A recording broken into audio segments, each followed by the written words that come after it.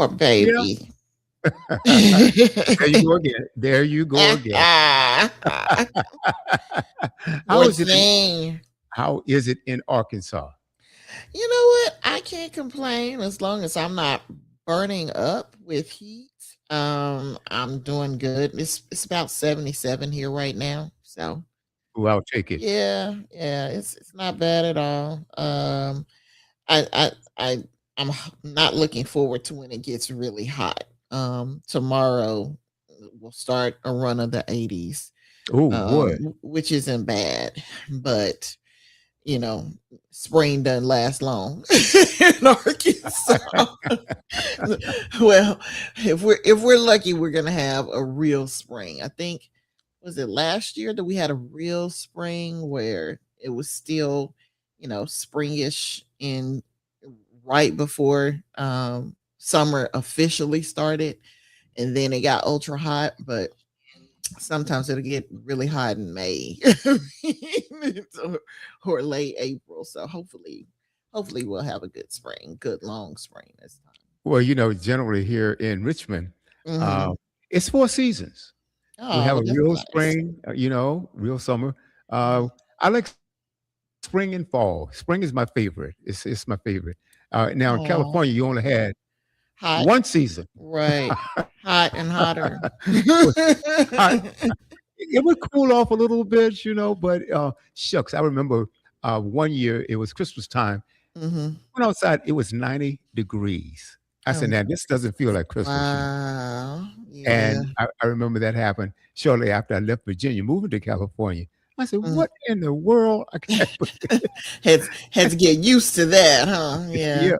I I think I saw it. I think it snowed there in Mm. the Empire where I live, Mm. maybe once or twice in Wow. 30 years, Wow. and that was like a sprinkle, and it melted immediately. So it was nothing that you could take on. Oh my goodness! Now you go up into the mountains, it was entirely different.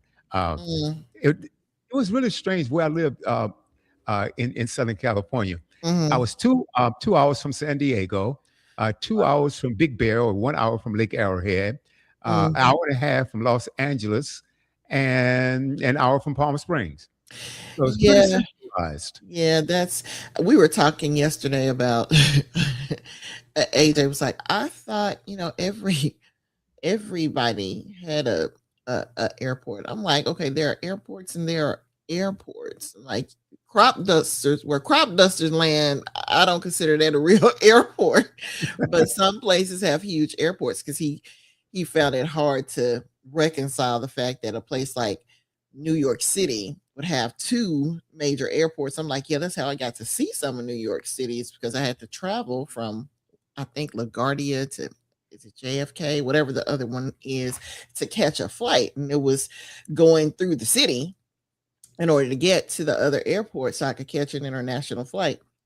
And so I'm like, but there are places, that have, states that have more than one airport. It's not just one. I'm like, I know California has LAX and you got other major airports all over the state too, if I'm not mistaken. Don't you, well, you don't live there anymore, but I mean, isn't there like another airport?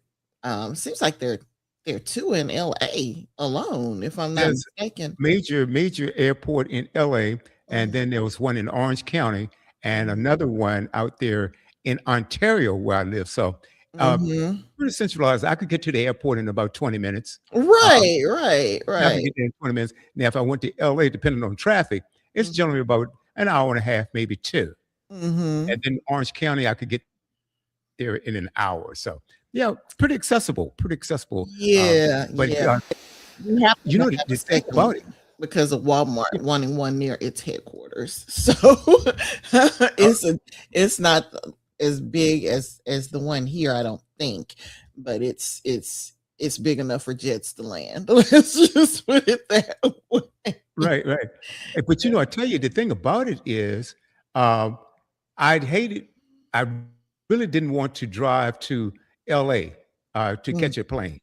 because Mhm. anything can happen in that span there because the freeways were so congested. I mean, Yeah, I 7 days can a week, it didn't matter. imagine. 7 days a week was congested. And I Wow. recall leaving in plenty of time to drive to LA because the ticket, believe this or not, and the Mhm. ticket in LA was $300 cheaper. Wow. 300. Wow. Absolutely incredible, you know? Yeah, And so crazy. I said, "Wow, $300, I'll save that." Mhm. Only Mhm. only, to run into an accident. Well, I Yep. wasn't in an accident, but run into one Mhm. and miss my flight. Mhm. So that Mhm. delay that so I had a delay there. Plus, when you miss a flight and then they have to redirect you, you might have instead of 1 stop, you might have 2 stops, Mhm. you know? Mhm. And I had a straight through flight and I wasn't supposed to have any stops at all. And Mm. unbelievable, unbelievable. Yep. So Yeah. yes, my dear. So anyway, I don't know where the rest of the crew are, but they're fired. We're going to fire. Okay. Good. Glad I didn't That's make right. you mad today. But anyway, we're going to have a great show. The second Yeah, half, we have a special guest. I think I sent you her credentials or her you contact did. You did. information. This Yeah. Miltrine, yeah, Yeah. Brody Newell. Yeah, she's Mhm. going to be on the second half of the show tonight. So Right, we're going to right. talk about that. And so I have a bunch of great clips I want to uh, send to you. I don't know whether great is the right word or not, but I have some Mhm. clips I want to show. And Okay. so I want to talk about the state of this country, the state of this union, state of the world, and also the state or the mental health or the mental state of the guy that occupies the White House. And I'm going to start it off with something because I think it's important to understand if you are running this country, especially if you're president of the United States, people really want to know your mental acuity, or that or not. So I'm going to Right. start off with this clip right here, and let's see. I believe this is it right here. And then we're going to talk about something. This is really strange. Okay.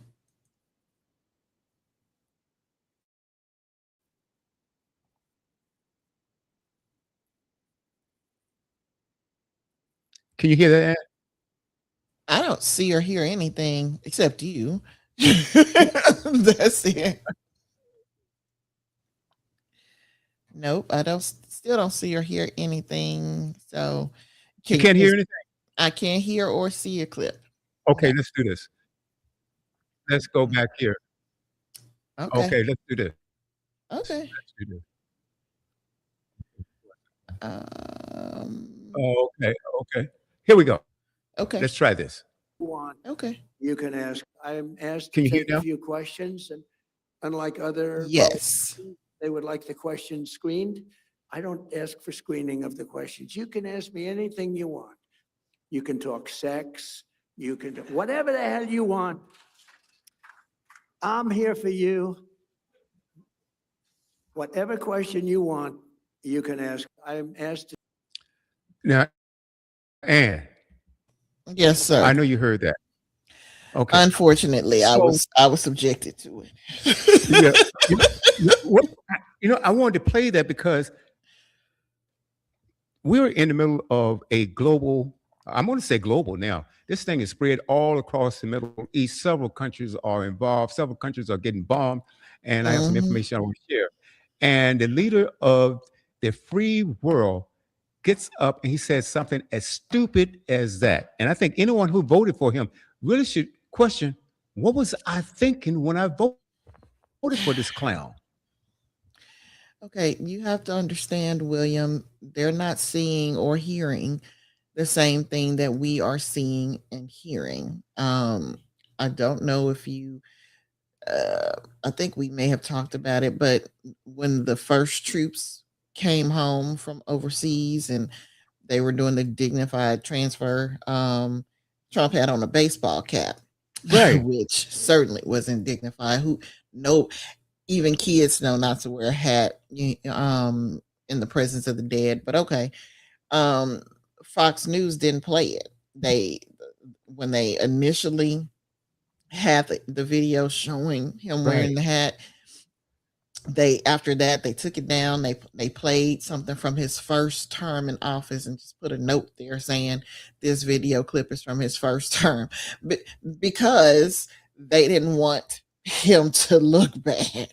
They were protecting the narrative, but when President Biden was president and troops died and they were transferring the remains home, he casually looked at his watch. They played that on Fox News over and over and over again, saying that Oh, he yeah. was disrespectful.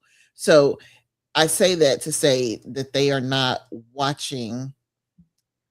They're not watching broadcasts that tells them the truth. And since we don't have the other people here like to argue the other side, I'm gonna argue it for them. I know that there are people out there who hate journalists, who hate the media. Um, I've criticized the media in the past. I think we all have, but first of all, let's just be real. There are quite a few professions out there that get criticized rather harshly and sometimes rightly so. I am in one of those professions. I'm an attorney. People Right. hate lawyers. Hate lawyers. I try to be one of the attorneys that gives the profession a good name. I think there are more good attorneys out there than there are bad ones. But it's the same thing with cops. People hate Right. cops because you have so many bad ones that they make the good ones look bad. So we don't just say every cop in every precinct all over the country is horrible because of what a few people did. But that seems to be what the folks who like Newsmax and Fox and all these other people tend to believe. They think everybody who's a part of the traditional news media, whether we're talking about the New York Times or ABC or whatever the case may be, that all of them are bad. But all these people over here who are admittedly behaving like state-run television stations Hmm. are good. And it's no. I'm so sorry. There is before there was a Trump, I hated Fox News because it was so biased. Before there was ever a Trump administration, before 2016, I didn't watch Fox News because it was so biased. So when it's that biased, so much so that I won't even watch the weather. that that's a problem. And I say that as a person who doesn't watch the local news because I always feel like the local news is skewed toward making it seem like black people are the only ones who commit crimes. So unless we're having, like tornado threats or Hmm. snowstorms, I don't watch local news right here in my hometown. That's just the way it is. But you know that I'm constantly reading news articles because I send them to you, right? Right. So I am constantly attuned to what is going on. I just don't trust local news outlets to give me the full story because they act like the people that there are the most of in this state don't commit any crimes. Really? Hmm. I seem to recall not too terribly long ago that the used to be police officer who was convicted escaped, pretending to be escaped prison, pretending to be what else, a police officer, and was gone for quite some time. So what I'm saying is, like everybody else, I have thought that there are bad politicians. That's another one of those professions that gets a bad Hmm. rap because of some politicians, and I think the ones in office now are proving the point That's right. of all of those folks who've always thought that all politicians were bad. I don't think all politicians are bad. I think we've got really great examples of that. President Obama, Vice President Kamala Harris, and President Biden. I think we've had some really great examples of good politicians, Hmm. but we've had so many bad ones that they make the good ones, they overshadow the good that people do. So Me personally, I don't think those folks are listening to reputable news outlets. So they're not going to see what you're going to see. They're not going to hear what you're going to hear, and they don't want to, because their idea of what's good journalism is anybody telling them what they want to hear. And so these Hmm. people these people skew their whatever their outlet is, whether it is a news article, whether it's um, a news outlet on a television station, whether it's a magazine. They skew everything to fit a certain narrative, that they play to a certain audience, a certain belief set, a certain ideology.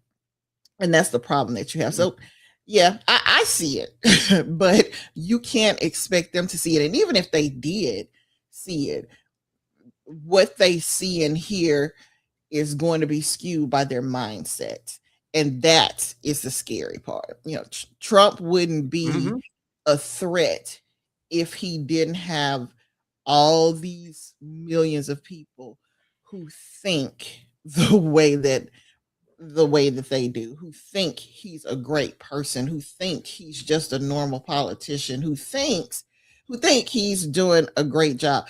Those people are the real threat to democracy, because they are willing to tear it all down, to allow Hmm. him to tear it all down so that they can get what they feel is making America great again, so that they can hurt the people that they feel should be hurt. It's the weirdest thing, but it's the world we're living in right now.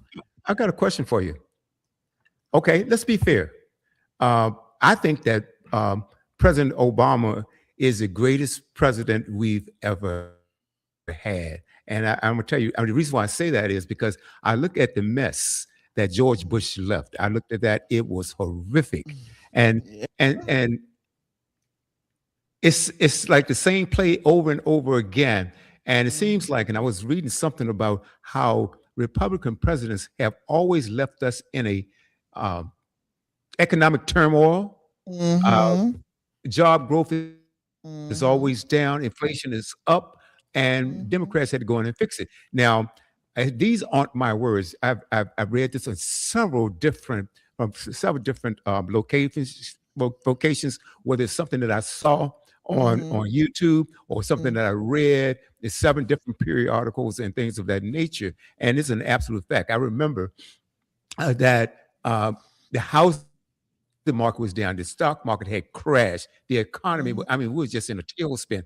And President Obama came back and he fixed that. And I Mhm. looked at, as great as he was, he could have been even greater if he had a Congress and a Senate that worked with him. Because you Mhm. recall, Mitch McConnell said to the Senate, look, we're going to vote down. It's going to be a down vote for anything this man tries to pass, and an abomination Mhm. was rather that seemed like to me. And he said, even if it's in the best interest of the country. Now let that sink in for a minute. So even if it's in the best interest of the country, you gonna vote it down just because Yep. you don't like this man? Yep. That's how they roll. That's how I they have to roll. scratch my head. I have to scratch my head on that. And another thing, is anybody out there, no matter who you voted for, let's say you did vote for Trump, Mhm. and a lot of people say, well, Kamala Harris, she was unqualified. She wouldn't be fit to be a president. She would she she would she would start a war. She would start a war with Iraq. And going back to even Obama, I was reading a clip the other day that President Trump said, I hate to even call him president. He said that Obama was going to get us in a war with Iran because he doesn't know how to negotiate. Mm. Let that sink in. Let it sink in. Mm. President Obama was going to get us in a war with Iran because he doesn't know how to negotiate. Well, President Obama had signed a nuclear arms deal with Iran. Okay. And they said, okay, We won't uh, uh, build a nuclear weapon. We will not do that. And Obama had a deal with them. Well, Mhm. guess who tore it up? Trump tore the deal up. Yep. Okay. Now, I'm gonna tell you something that's really crazy. You may have heard of this too. Then he tried to introduce the same deal to Iran that he tore up. Right, right. That foolishness is claiming Same his deal, own. this same deal, and Iran Right. said, no, nope. Right. For And what? and I said, it's just like when Bush got us into that war with Iraq. Haven't we learned anything? And I recall, and they said, oh, it's going to be a short war. Well, 25 years later, Right, I right, mean, right. it disrupted the entire Middle East. The entire, I mean, the rubbish, the killing. We've lost several soldiers. It Mhm. cost us trillions of dollars to be in that war. And guess what's happening? They're doing Same it thing. again, doing the same doggone thing. I do not get it. I don't get it. Now, if anybody say that Kamala Harris wouldn't have been a better president, see, It's for me, it's not hindsight. absolute insanity. Okay. Are you trying to tell me that Kamala Harris would have been worse than this clown that we have in right That's now? what they say. Every and How? I have talked to way too many people who said, and I mean, people who if they hadn't told me, I wouldn't have known, and I kind of wish they hadn't told me. But I'm like, are we serious right now? And Yeah. look, I say that as a person. I believe President Obama was one of the greatest presidents who ever lived too. Yeah. I do, but I say that as a person who's being completely transparent, so that you understand me and how I vote. I truly do get um, that your voting is can be influenced by what you believe spiritually, just like what you believe, Hmm. that's not spiritual. Um, I don't have, and for the most part, I don't have a problem with that because I've done it too. I mean, when it came to making gay marriage a legal thing, I'm like, okay, I don't have any problem with people who are gay being together, but I personally have read what happened to Sodom and Gomorrah, and I ain't trying to deal with that in my life. So I cannot, in good conscience, place a vote for you, knowing that this is what is part of the agenda. Because my thing is, when I vote for somebody, I know as much to the extent possible everything that you said you stood for. That was the one thing he was going to do that I didn't like. Just the one. And so when it's one thing to say, well, I wanted somebody who was going to make it easier on people with infertility. Okay, I can see how you that would be appealing, but what about the rest of everything that he was going to vote for? About how he was going to make it impossible for people to get, to get an abortion who needed it. About him wanting to roll back, diversity, equity, and inclusion, all that type of stuff. So when Hmm. you vote for them, you're voting for all of that. You see what I'm saying? So Yeah. it's one thing to not vote for somebody or to vote for somebody because of one issue that you particularly like, but you got to realize everything else that's going to go along with that. So you're telling me that in this instance, because you don't like immigrants, everything else in Project 2025 was okay. No. Because we all talked about that. If nobody else told you about it, Jasmine Crockett talked about it a whole lot. I remember hearing about it the first time when she was showing up all over the internet, talking about Project 2025. So I say that as a person who, just because to let you know that just because I like you, just because I think of the two candidates, you might be the better one. If there's a policy that I feel is bad for the country, just like anybody else, I exercised my vote and didn't vote for a person I think is one of the best presidents that we've ever had. Hmm. That was my personal decision.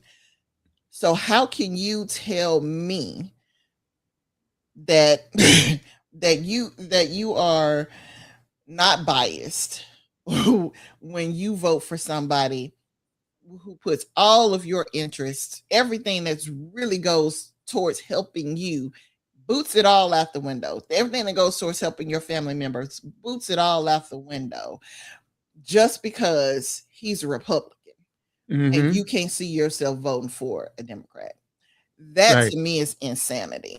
I don't understand that. I don't understand liking a candidate so much that you vote against everything else that's beneficial, that you vote against democracy, that you vote against the the First Amendment, that you vote against civil rights, that you vote against everything that makes America America just because you like this particular person and he's a Republican and you can't see yourself vote for anybody else. Yeah. That to me is crazy. It is crazy. It is crazy. I tell you, and see, this is the thing that people really, really need to pay attention to. And you look at everything that this administration has done, Mhm. and everything has been opposite of what they say. So they talk about DEI, okay, and what they're trying to say, and it's one of the most racist tropes I've ever heard, because they're saying, well, they got that job because they're black, they got that job because they're a woman, and see, it wasn't about that at all.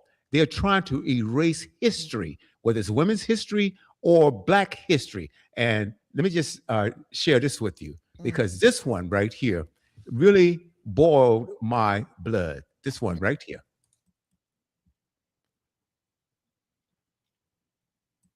If you serve with distinction in combat, you should not be boxed out of a promotion because Donald Trump doesn't like the level of melanin in your skin. Jesse, you talk about race too much. You're obsessed with white supremacy. You're an alarmist about these matters. Smash cut to Pete Hegseth's chief of staff telling the Secretary of the Army, chastising the Secretary of the Army about promoting black women, saying President Trump would not want to stand next to a black female officer at military events. Tell me more about how this is anything other than gutter racism. Disgusting, organized under the power of the United States government, white supremacy. Violating 14th Amendment rights under the Constitution of equal protection under the law by the Pentagon. This is exactly what I've been talking about for years relative to Donald Trump, but especially in this second administration. The systematic approach of erasing black contributions to this nation, building this country on the backs of abuse and murder and rape and torture and slavery. And it has continued, attempting to delete thousands of photographs on Pentagon websites depicting black people serving their country valiantly, not promoting people based on race. They've said so many times, well, this is about merit. This is about merit. We want a merit-based system. When the only merit that we can identify is that straight white men are being promoted. This is the headline from the New York Times. Hegseth strikes 2 black and 2 female officers from promotion list. Defense Secretary Pete Hegseth's highly unusual decision to remove officers from a 1-star promotion list has spurred allegations of racial and gender bias. And why would those allegations exist except for the fact that with their own mouths, they tell us what their motivations are? Defense Secretary Pete Hegseth is blocking the promotion of 4 Army officers to be 1-star generals, a highly unusual move that has prompted some senior military officials to question whether the officers are being singled out because of their race or gender. This is a secondary issue, but this reporting, I bitch about the New York Times a lot and I give them praise when they need praise, but this is garbage framing of the story. Some people are saying, well, it is a both sides issue. A lot of allegations are being made. All you got to do is see what they're doing. You just calculate based on what their actions are, New York Times. It's not entirely clear yet exactly what's happening. Then what good are you? 2 of the officers targeted by Mr. Hegseth are black, and 2 are women on a promotions list that consists of about 36 officers, most of whom are white men, senior military officials said. Mr. Hegseth has been pressing senior Army leaders, including Army Secretary Daniel P. Driscoll, for months to remove the officers' names, military officials said. But Mr. Driscoll, citing the officers' decades-long records of exemplary service, has repeatedly refused. Earlier this month, Mr. Hegseth broke the logjam by unilaterally striking the officers' names from the list, though it is not clear he has the legal authority to do so. The list is currently being reviewed by the White House, which is expected to send it to the Senate for final approval. A few female and black officers remain on the list, military officials said. It is exceedingly rare that a 1-star list draws such intense scrutiny from a defense secretary. The battle highlights the bitter rifts opened by Mr. Hegseth's campaign to reverse policies that he says are prejudiced against white officers. Mr. Hegseth has said repeatedly that he is determined to change a culture corrupted by foolish, reckless, and woke leaders from previous administrations. But his heavy scrutiny, especially of female and minority officers, is eroding confidence in a promotion system that is supposed to be apolitical and merit-based, his critics have said. Look, there are quotes in here, and I'm not going to read this entire article. I will link to it below. I would suggest that you do read this. But there are quotes in here from some of the highest levels of people who have been interviewed for this. And I'm only going to get to the one where it's just laying bare that white supremacy under color of law is exactly what they intend for this country. They want to box out of promotional career opportunities for black women because Donald Trump doesn't want to stand next to them. Women who have dedicated their lives and careers and professionalism to this nation, selfless service in combat zones, but they're not worthy to stand next to our racist, credibly accused rapist of children, President Donald Trump. This article is based on interviews with 11 current and former military and administration officials who requested anonymity to discuss sensitive personnel matters. The frustrations with Mr. Hegseth's approach came to a boil last summer during a heated exchange between Ricky Berea, Mr. Hegseth's chief of staff, and Mr. Driscoll about a separate promotion. Mr. Berea, again, that is Pete Hegseth, chief of staff. It doesn't get any higher than that, any closer advisor to that. He is a heartbeat away from actually being in the Oval Office and hearing the President of the United States, understanding what the President of the United States' motivations and wants and desires are, working in tandem with Pete Hegseth. Mr. Berea chastised the Army Secretary for selecting Major General Antoinette Gant, a combat engineer who served in Iraq and Afghanistan, to take command of the Military District of Washington, said 3 current and former defense and administration officials familiar with the exchange. The command provides security and performs ceremonial duties in the nation's capital, and its commander often appears alongside the president at Arlington National Cemetery.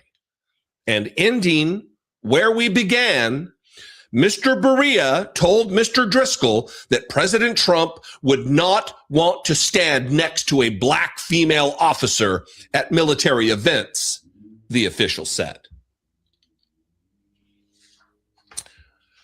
So those of you who continuously tell me that I'm an alarmist about this, that I'm obsessed with race or social justice, yeah, I am obsessed with social justice, but I am not an alarmist. I am a realist. I view the world through the lens that it deserves, which is reality. Donald Trump is a gutter, disgusting racist. We have a grand wizard of the KKK as president of the United States who doesn't want to stand next to black ladies. Military officers, decorated, people who have dedicated their lives to service to this country in uniform, something Donald Trump never did. When his number was called, he ran away because of his sore feet. Donald Trump has a history, a programmatic history of racism, of discrimination, of not wanting to rent to black people his apartments. They would come in to fill out an application, and on the back of the application, they would write a little C for colored, and then not rent to that person. Donald Trump is gutter trash, a garbage person. Pete Hegseth is a white nationalist. This is what you get. So we need to stop offering these people the benefit of the doubt. We need to stop offering these people defenses, anticipatory defenses of their actions, of their racism. The military should be merit-based. And if you serve with distinction in combat, you should not be boxed out of a promotion because Donald Trump doesn't like the level of melanin in your skin, doesn't like your contributions because they make his pale in comparison. It's a shitty thing to be right about, let me tell you. What do you think? I invite you to this conversation. Let's have it in the comments below the video. You can also call the voicemail line 7. Okay, I'm gonna stop there right now. I think that's a shame because these people, they were up for 1-star general. Now, I have a lot of family members that have been in the military. I have a nephew right now that's a captain in the Army. My granddaughter, when I talked to her a month or so ago, before all of this thing started, she was thinking about re-enlisting. I don't know what her decision is or not. But to reach the level of general in the military, it takes a lot of work. It's not easy. I spoke to my brother about it. Any rank that you get in the military, it takes years and study and tests, and you have to prove yourself. And when you reach the level of colonel and even general, where you're supposed to be promoted to general, Pete Hegseth has been stripping our high-ranking officers, especially if you're a woman or you're a person of color, been striking their promotions. I mean, this is crazy. He didn't reach the general status. I don't think he reached the colonel status. I think he may have been a captain or something like that, but he wasn't in combat of any sort. But the thing about it, this guy is highly unqualified, as well as a lot of the cabinet there. And you're talking about DEI? There's no such thing. And you remember, he tried to erase, or I don't know how successful he was, taking Jackie Robinson out of the history books.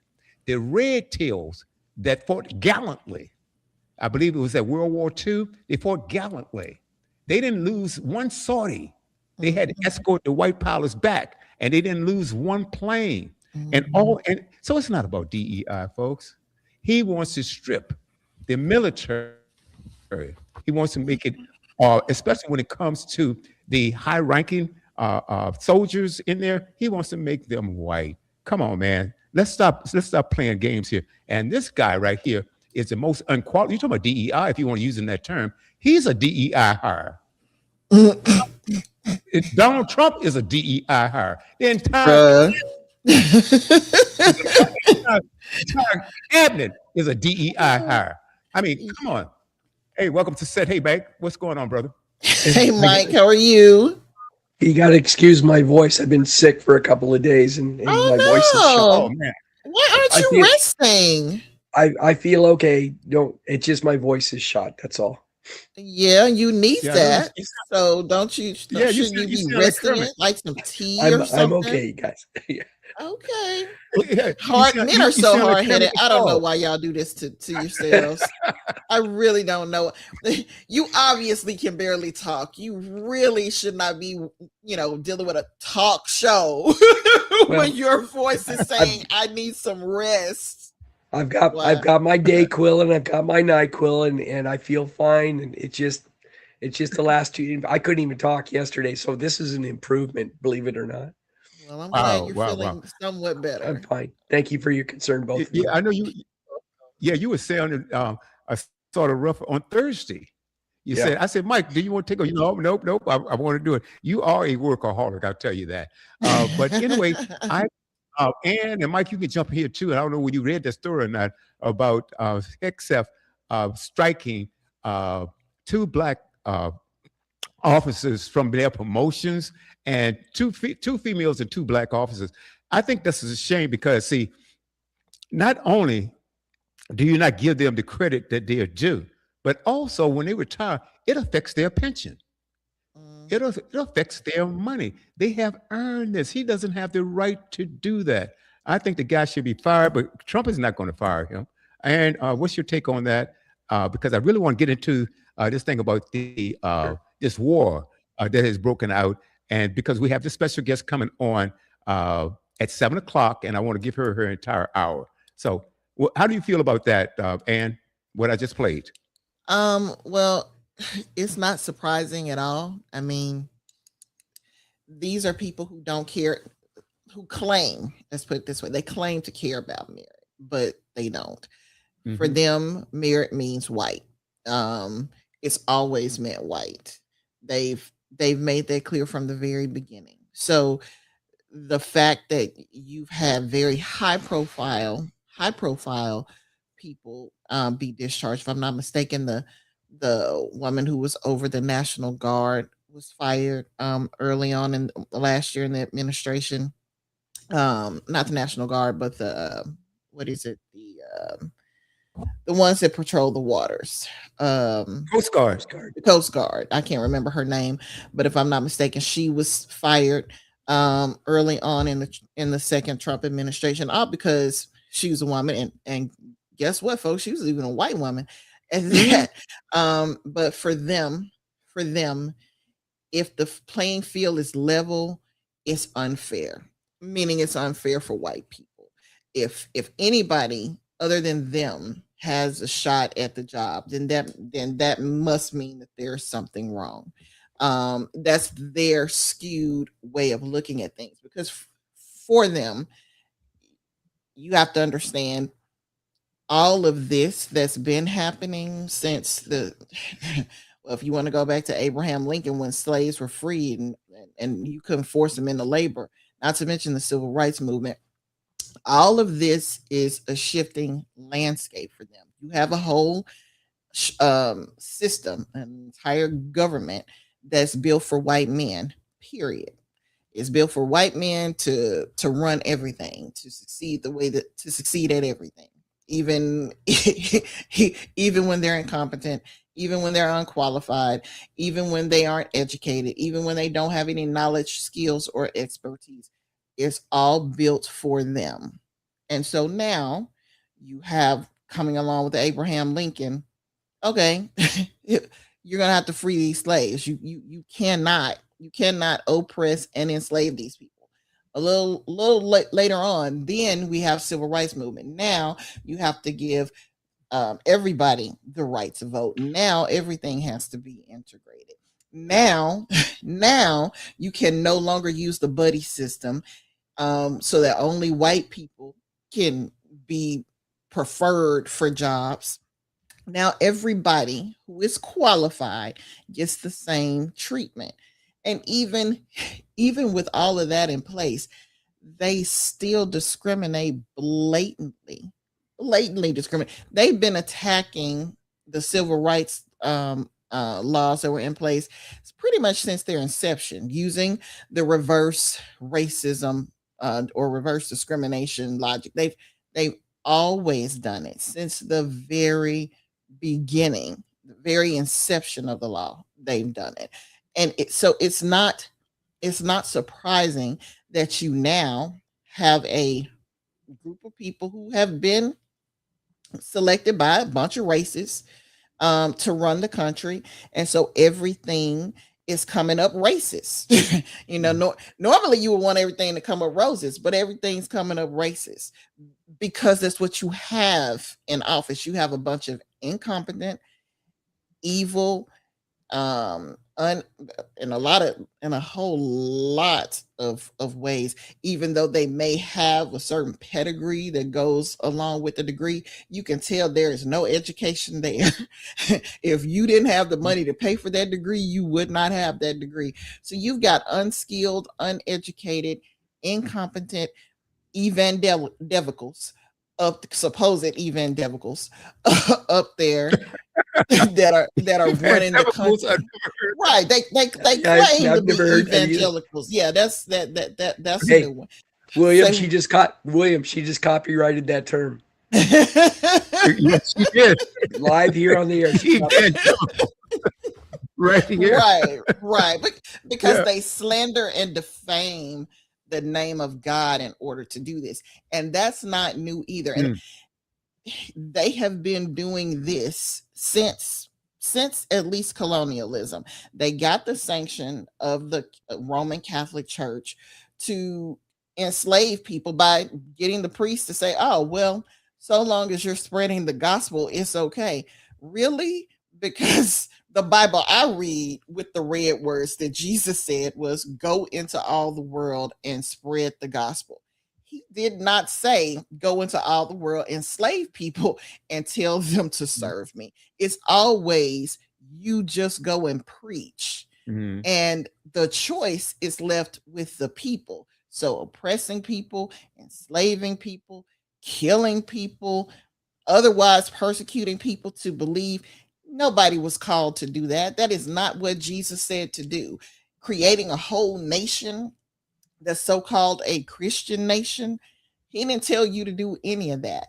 He Mhm. said to go and spread the gospel. He already knows, because he's omniscient, who is going to believe and who is not going to believe. He already knows that. Mhm. But it's his will to give every single person on the planet a chance to know him, to come to know, understand how much he loves them, and to choose to accept him.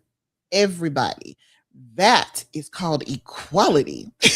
That That's is right. what true love looks like, where you are given a choice as to what you choose and not choose to do.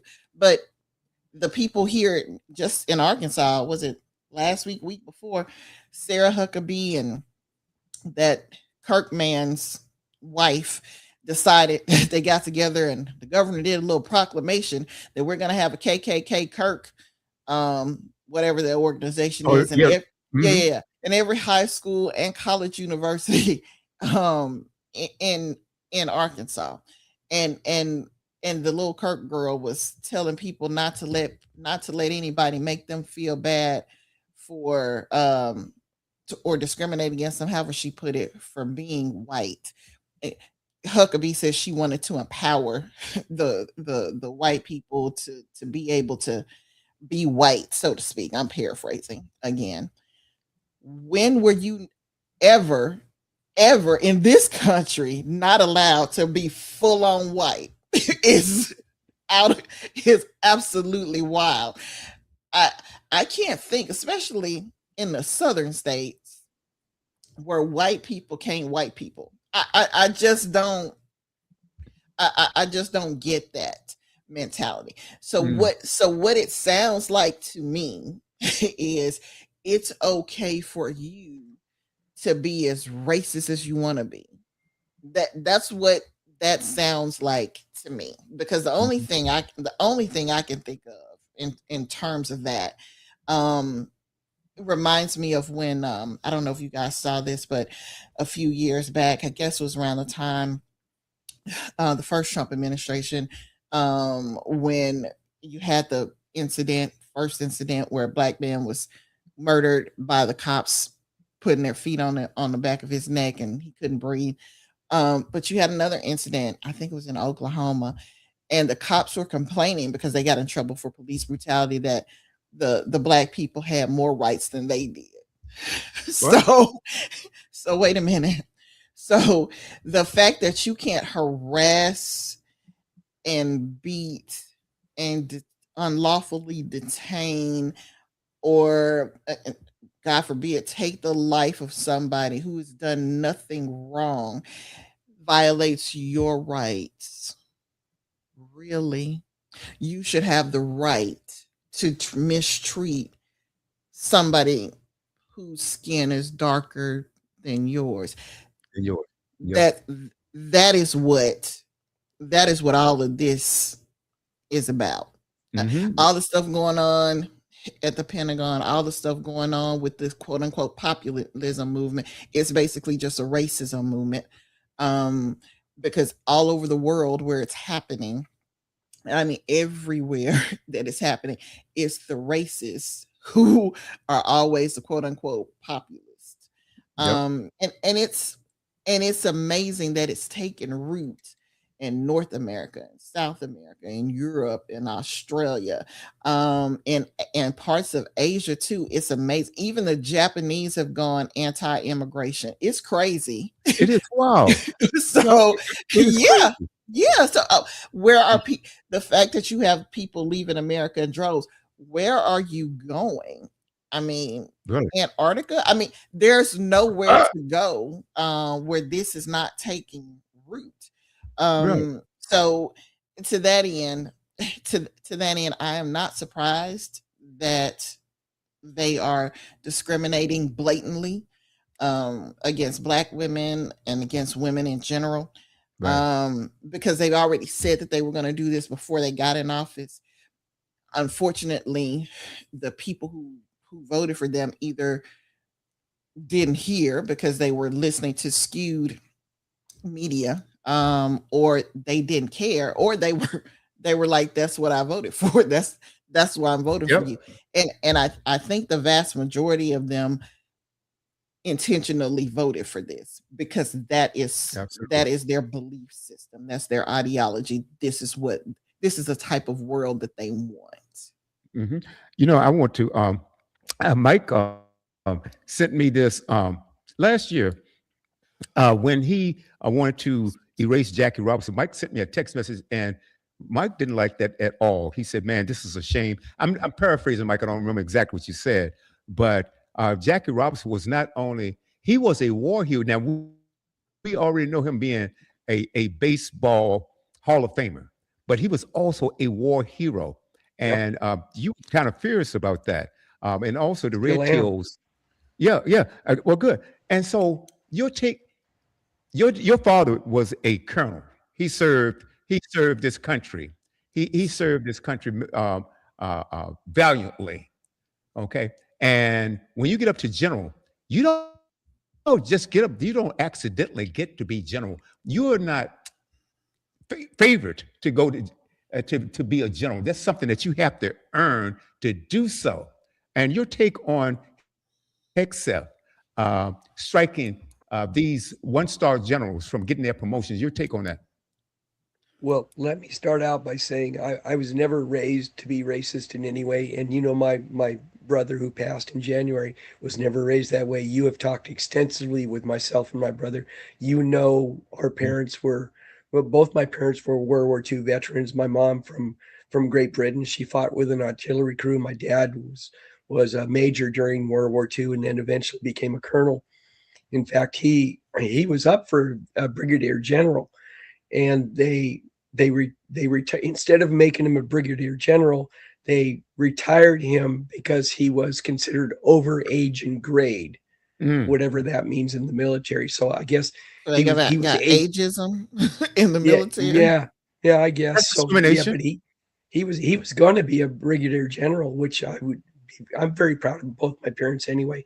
But yeah, Hmm. we just were never raised that way. And I had the fortune of growing up in an area that was very diverse. I grew up in an area, Oxnard, which is in Ventura County, which is a farming community. So I grew up in an area next to La Colonia, which was all Hispanic because all the farm workers, and then a whole other side of the town was black, and then we had a smattering of Asians, and I grew up in a high school that was a third black, a third white, a third Mexican, and a handful of Asians. So I grew up in what I think was an ideal environment where I was exposed to other cultures, and I'm very appreciative of it. When we would go to each other's homes, we were always welcomed, and we referred to the other parents as mom and dad. We would call my friends when I went to their homes.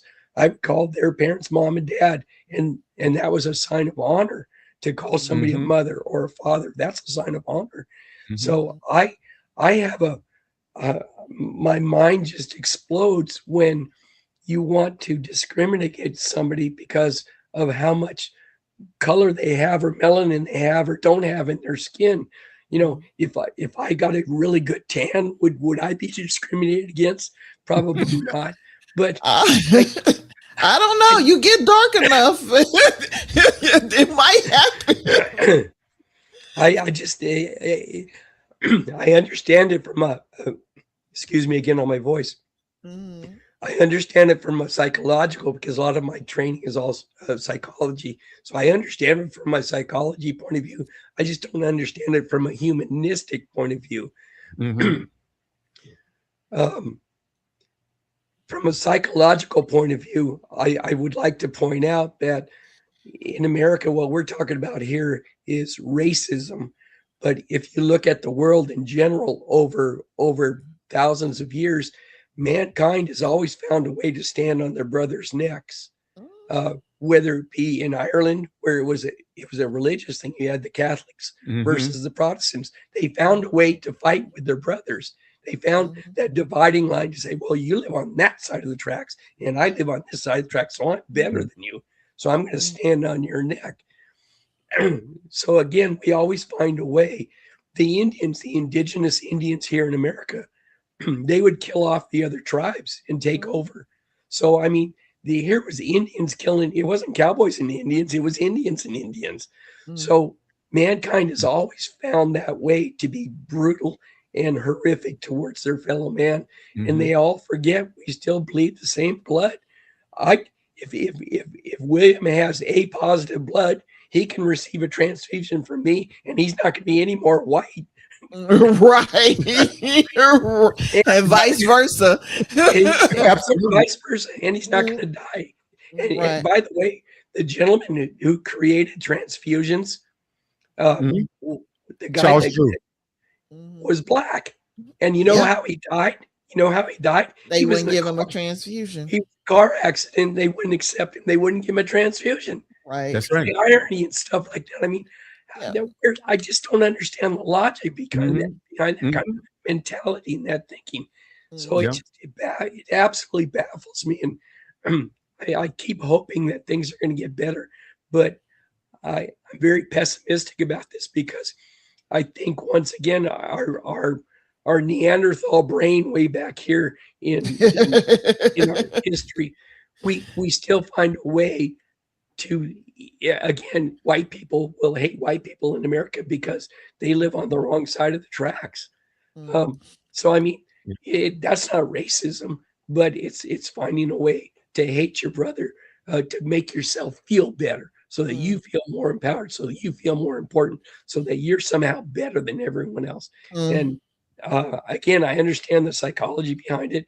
I don't understand the humanity behind it, though. Right. And really doesn't make any sense, because you think about this, we would be a lot better off if we were to, because you have certain skills and have certain skills, and all cultures have certain skills, and we come together, we could be a much better world, a much better nation. And these guys, they really don't understand what's going on. And now, ladies and gentlemen, I want to do something here. I want to play this clip, because our guest is in backstage. I'm gonna bring her up in a minute. Hey, Miltrine, I'm sure. Can you hear us? Can you hear me? Raise your hand. I'm gonna let you in the studio in a second. But I have a clip I want to play, and this is going to tie right into our next segment here with Miltrine Brody Newell. Ladies and gentlemen, wait for this. and we'll be right back here in a second. All right. Okay, here we go. Okay, here we are. And I think the world needs to pay attention to this. This is a story that hasn't been covered enough, ladies and gentlemen. Let's do this. So there was a landmark court ruling this week against big tech giants Meta and YouTube. A California jury found the companies liable for intentionally letting a young woman get addicted to social media and causing her depression. Here's the reaction from the woman's attorney and Meta's president and vice chairman. Watch this. I see firsthand just how hard the company is trying to ensure that there's not harmful content, to ensure that we're empowering parents to the best of our ability.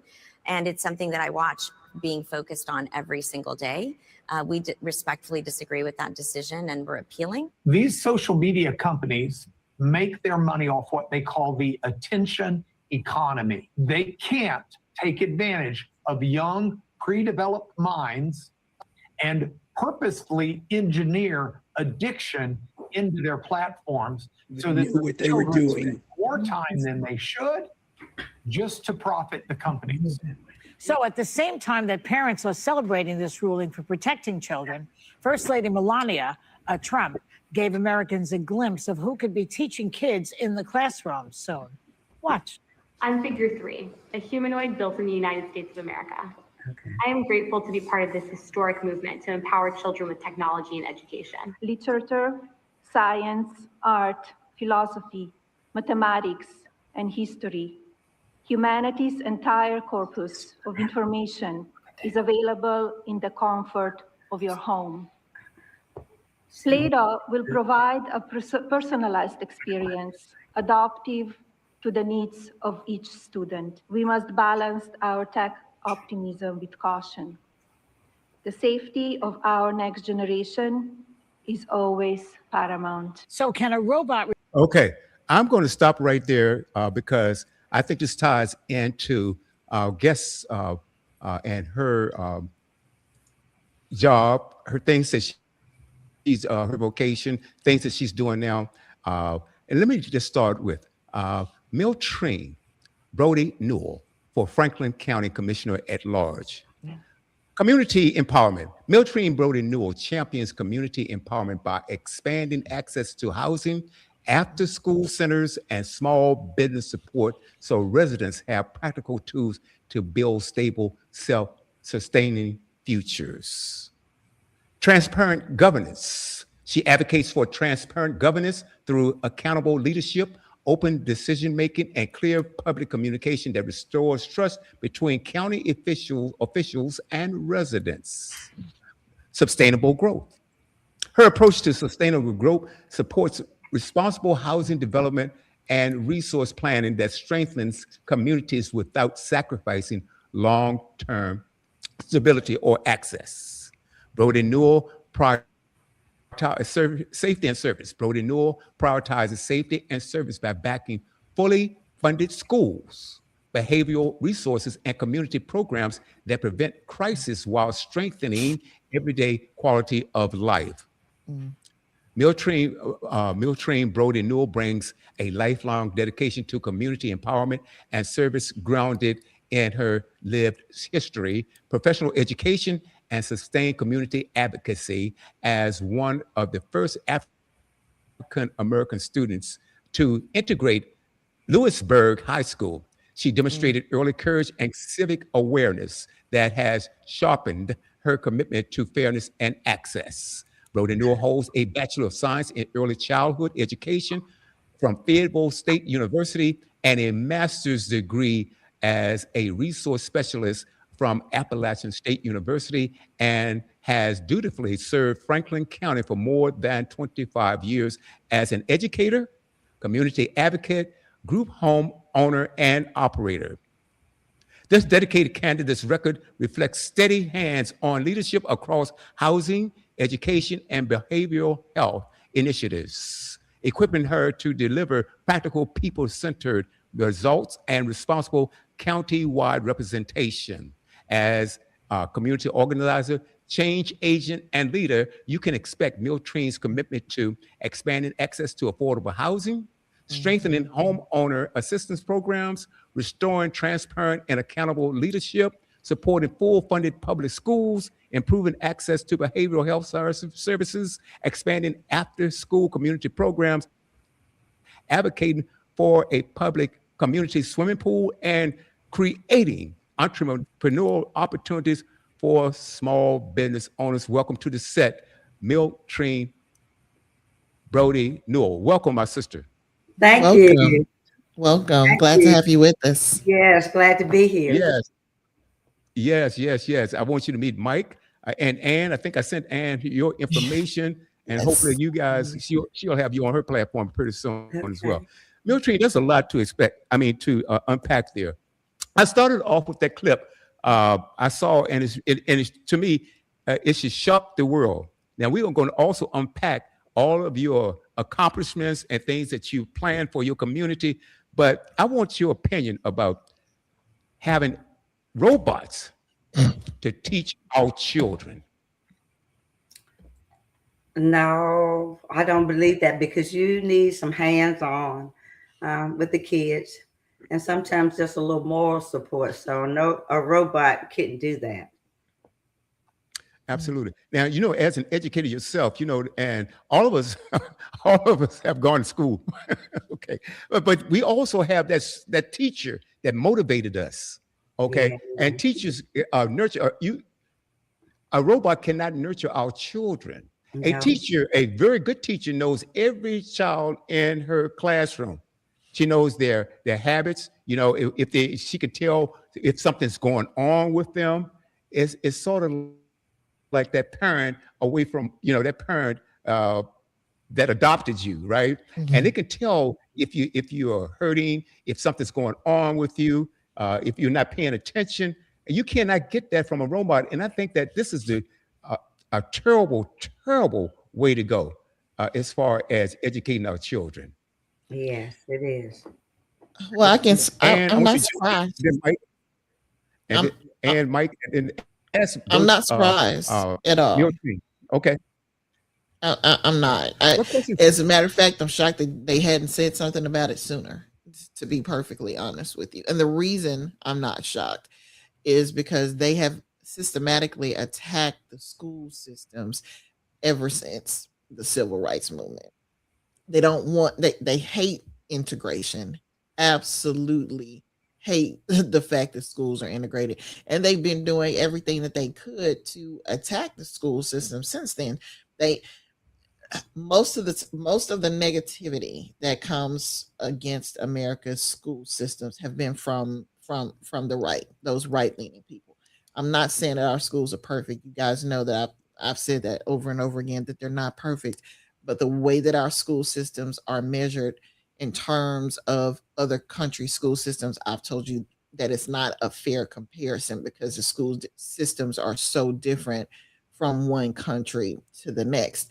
But if you take a look at what's been going on all over the country for decades, especially since schools were integrated, you see a whole lot of first of all, private schools that really aren't up to snuff, that came to be so that there will be some places affordable for kids to go, so that they wouldn't have to mix with the Black kids or the Hispanic kids or whatever the case may be. And now this new thing, which is hilarious to me, is this thing called micro schools. I don't know if you guys have them in your districts, but basically it's a school for kids who are homeschooled. It's hilarious. Basically, if kids are supposedly homeschooled, they kind of have what they call a co-op for kids who are homeschooled. They call them micro schools. And so they have certified teachers, at least here in Arkansas, who have these small, quote unquote, schools where these people drop their kids off, kids who are supposed to be homeschooled off, and they go to school every day. So when I say that I am not shocked that they want to put robots in classrooms. They keep eroding the they keep eroding education. They've eroded it so much so that I don't even think teachers are included on the list of professionals anymore. Because you remember we talked about that a few weeks ago, that they took certain professions off the list of what is a professional job and what's not. So number one, you don't pay them enough. Number two, they have to go to school for quite some time, and they rack up a lot of debt. So you're already making this a profession that people are turning away from, because systematically teachers are being underpaid. They're in a lot of debt. Then they're having to use a lot of their own money to help students. Not only that, the kids that they're dealing with, a lot of the children that go to these schools, you're talking about test scores and whatnot. It's kind of hard to pass a test when you are starving. You know what I'm saying? So they're dealing with kids who are impoverished. They're dealing with kids who maybe English isn't their first language. They're dealing with kids who are suffering in a lot of other ways. Some have verbal abuse, physical abuse, neglect, and teachers are supposed to be pretty much, I think, in every jurisdiction, mandated reporters. So not only are you supposed to teach these children, you're supposed to be looking out to see if any harm is coming to them outside of your classroom. So when you pile everything that teachers have to deal with up, and I'm not touching on everything, that's just kind of like the tip of the iceberg of the stuff that they have to deal with. It's no wonder that you have more and more people who don't want to teach, making this a really easy opportunity for the rich to kind of get richer. And we've already seen the result of having children learn digitally. It doesn't work very well at all. It's not a really good format, but it's one way to get a whole lot of money into rich people's pockets, and it's another way to effectively control what children are being taught. I mean, imagine just uploading what you want them to know into that's dangerous. Exactly. That is so dangerous. It's very dangerous. Yeah. And especially in these districts now that are mandating that the 10 Commandments or other biblical things are being taught. Can you imagine a robot trying to teach people the Bible? That is absolutely they're doing that now. Insane. They are doing that now. Insane. Okay. So I'm not at all shocked that this is what they want to do. I think it gives them a lot more control over what's being taught and how it's going to be taught. And she was talking about having robots in people's homes. So imagine that. That's another way of making sure that the schools aren't integrated with like Mike was saying, that the place he grew up. So not only in the homes, and she's talking about replacing teachers with these robots. And I want to find out, I want Mike Miltrine to jump in. But Mike, what questions do you have that you want to ask Miltrine? Well, hi, Miltrine. Forgive me for my voice. I feel fine, but my voice is shot. So forgive me. I'm doing the best I can here. He's doubling as Kermit the Frog. Okay. So I would like to start out by saying good teachers not only looked after you, but they knew your parents. And I cannot tell you how many times I was and still am a bit of a class clown. And I never did anything really bad in school, but I can't tell you how many times the teachers would say to me, Michael, do I have to call Alan and Helen? When they knew your parents by their first names, you know you were in trouble. It's like calling you by your middle name, right? And the second thing I would say to you, with all due respect, I commend you and bless you for what you've accomplished and what you're trying to accomplish. But I would very gently hold you by your shoulders and shake you a little, just gently, and go, what are you thinking getting into politics? Are you nuts? Well, So, going so back, okay, go on. Excuse me. go ahead. No, please. I'd like to know. I kind of already know the answer to the question. It's a bit rhetorical, but what really motivates you? Because this is a hard road to hoe when you get into politics or something like that, where you're trying to do good, but at the same time, other people are trying to tear you down for what you're trying, the good that you're trying to accomplish. So now you're doing good on one hand, and you're protecting yourself with your shield and fighting off the masses that are trying to put you down and make you look like something you're not.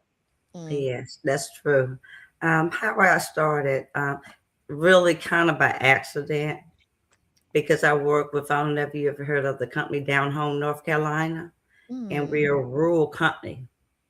And what we do, we go out to rural communities and we talk to them and inform them on the issues and the things that's going on within the county. So while I was there, I talked to over 8,000 people in Franklin County. Those not the doors that I knocked on; those are just the people that I talked to. And in talking to them, I found out, I'm working class, they're working class, and we were having some of the same problems. And so I was number 6 in the state as the top canvasser. I campaigned for Mr. Josh Stein. I had the privilege and the opportunity to be involved in one of his press conference on Senate Bill 266, the energy bill. So I tell everybody, I feel like I'm Jonah in the belly of a whale. I don't know how I got here, but since I'm here, I'm going to do the best I can to the people of Franklin County, for the people of Franklin County. Awesome. Wonderful. Yeah, I first talked about your work, community empowerment, and I'm just say this again. And you champion community empowerment by expanding access to housing and after-school centers. Tell us a little bit about that and how is that coming along? Okay, it's going okay, but at first I put in there affordable housing. Now I'm just putting in that housing period, because what I found in Franklin County, and it might be I just hadn't looked at the other counties or the other places to see where they rank, but Franklin County has a problem with high property taxes. And the people that have their houses, now they're having problems keeping the houses because the property taxes are so high. And I don't know if it's across the board or how it works, but what I would like to see done is, okay, I have maybe $100,000 house, and now over on in the areas, some of the areas in Franklin County on the south side, they're putting up $300,000 and some houses. So now they have those houses in the neighborhood. So when you go to evaluate the property taxes, they are evaluated on the property that's around you. So now we have $300,000 some houses, and mine is just 100. So I'm end up paying basically $300,000 on my property, which is not worth that. That's one of the things that I'm working on. Would like to see change, because that's what everybody call me. Oh, my taxes. I know, girl. And I was waiting on one of them, because a lot of people don't know this.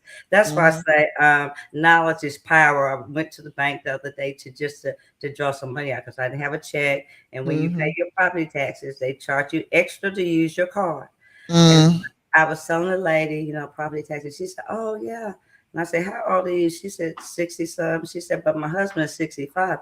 I said, "Do you know that if you're 65 and over, you can get a discount on your property taxes?" Not that many people know that. So I was happy, because my property tax, now you can only get on your primary residence, but on that primary residence, it went from $2,000 something to $900. So I was ecstatic about that. Yeah.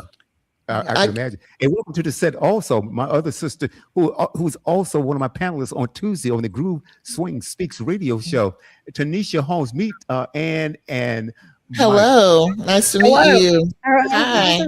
Hola, hola. Hi. Well, I like to, I'm sorry. Go ahead, William. No, I was going to say Tanisha knows Miltrine quite well. Okay. And then we'll go to you, Ann. We'll go to Okay. you. Okay? Sure. All right. So Tanisha, what would you like to ask or say to Miltrine? I just would say I'm just very proud of her because not many people will actually have the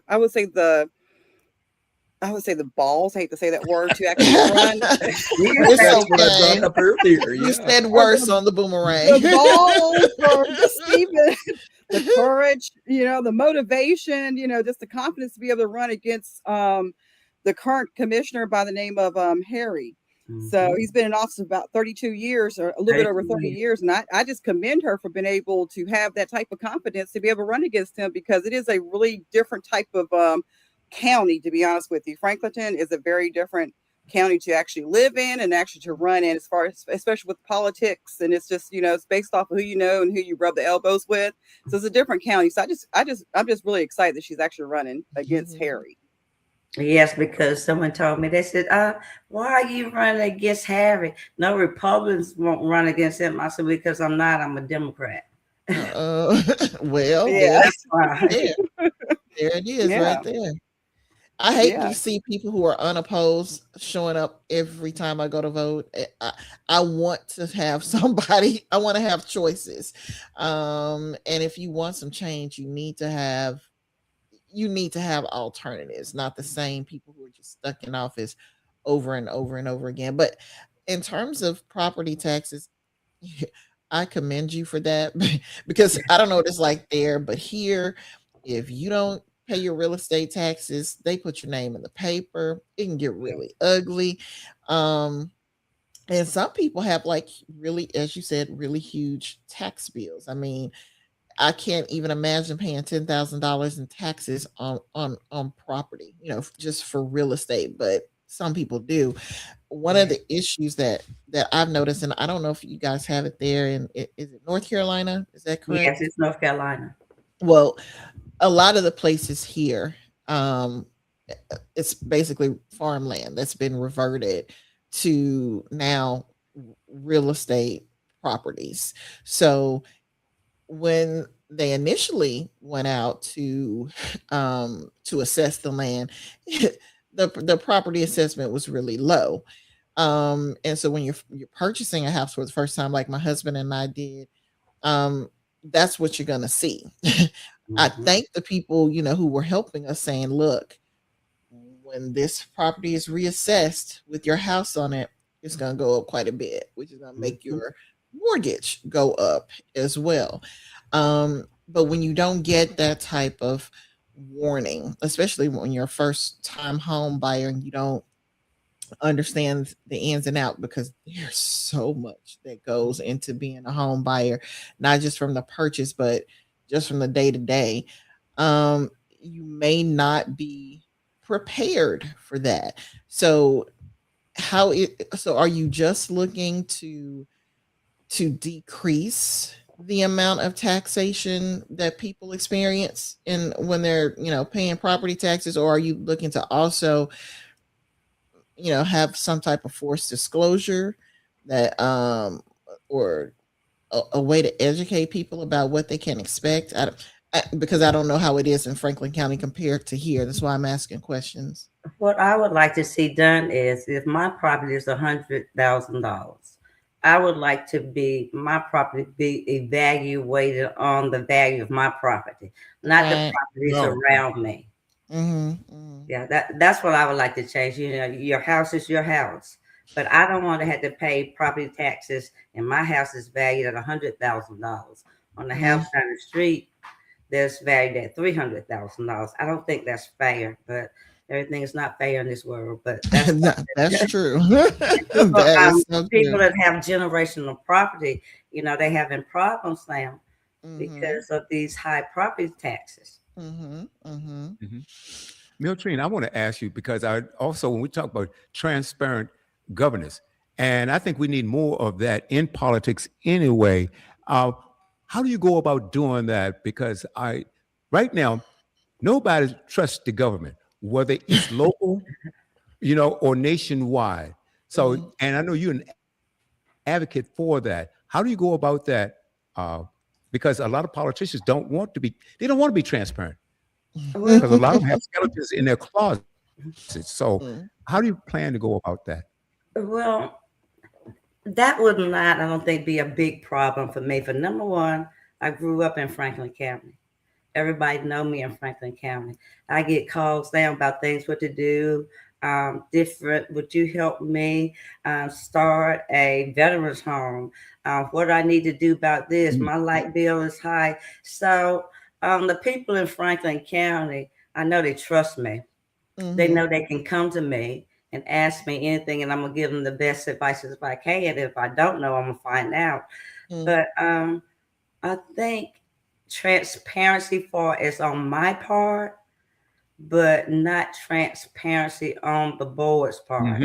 That's my question. Because the month before last, we had our board meeting, and then they developed 990 acres in mm, Franklin County. The person came to the meeting and he was not aware of really, I don't know how he showed up, but anyway, he came and spoke saying that if they do this development like they want to, then his front door would be in line with the development. And also he have a shooting range in the back, so that meant he would no longer be able to have his shooting range. And transparency, if you're going to do that, I think that people need to know. Now, I need to check into that a little bit more, but when I was doing zoning and all that stuff to get my group homes going, I went to the board meeting. They had to send out letters to the people that within so many feet of the property, letting them know that we're going to have a meeting. They would vote on, they could come and discuss this. And they were aware. Now, I don't know if this person was aware or not, if they did that, but yes, they putting up all these developments. At the last board meeting, they were voting on another 150 acres of land that they want to pay $17 million for. mm. So they talking about a bond. So it's things like that. And my thing is, if you know better, you do better. And maybe they don't come to the board meetings, and so they really are not aware of what's going on. But I'm that voice for them, I'm that mouthpiece to let them know, look, this is what's coming down the pipe here. Mm, This is what's going to happen. mm. Well, I think it's wonderful that to have somebody there who is advocating for the people who maybe have no voice or maybe just don't know, because I don't know about other places, but not there's not always a really good job done in making you acquainted with the politicians or with upcoming board meetings, whether we're talking like quorum court or city council meetings or whatever the case may be.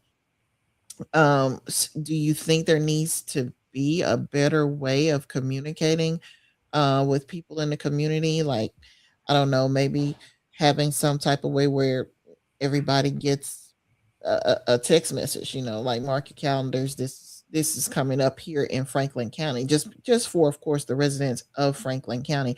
I personally think it would benefit all of us um, to have more civic awareness and to make our government a part of that. I don't not everybody has Twitter and wants to see a tweet, but Mhm. we all might benefit from knowing, oh, there's a quorum court meeting coming up in your area and these are topics. Is that one of the ways that you're thinking of helping people or not? Well, they're aware of the meetings, but maybe they don't choose to come. But if I know Right. something is going on within the area, I'm gonna let those people know within the area this is what's gonna happen. Mhm. So yeah, just lack of awareness. Okay.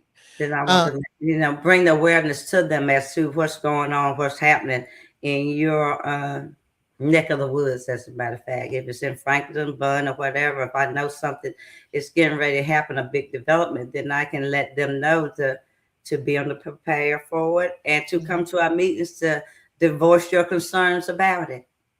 I know you have concerns about property taxes. What else should people who are potentially um, going to vote in the upcoming election? What else should they know about you that you want to stress?